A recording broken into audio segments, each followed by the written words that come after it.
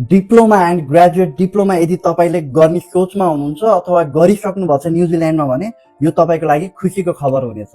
Immigration of न्युजिल्यान्डले भर्खरै announce गरे अनुसार अब वर्किङ राइट दिने भएको छ हरेक ग्रेजुएट एन्ड डिप्लोमा ग्रेजुएटलाई।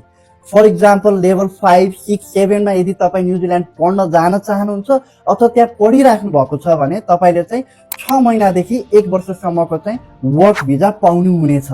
इमिग्रेसन न्युजिल्यान्डले चाहिँ इस्यु गरेको 2 क्याटेगोरीका ओपन वर्क भिजा छन्, जसमा चाहिँ एउटा भनेको short term graduate work visa हो, जसको लागि चाहिँ एटलिस्ट तपाईँले 24 हप्ता कलेज पढ्नु पर्ने हुन्छ र एटलिस्ट 5000 न्युजिल्यान्ड डलर खातामा देखाएर भिजा अप्लाई गर्न सक्नुहुन्छ। यो चाहिँ ओपन वर्क भिजा हो, कुनै पनि इम्प्लोयरसँग तपाईँले काम गर्न सक्नुहुनेछ। त्यस्तै गरी अर्को आउँछ extended post study work visa.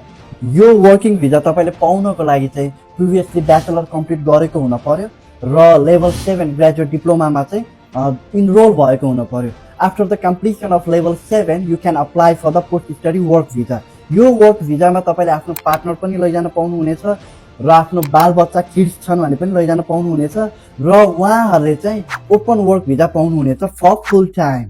In conclusion immigration of न्युजिल्यान्डले चाहिँ एकदमै वेलकम गरेको देखिन्छ इन्टरनेसनल स्टुडेन्टहरूलाई।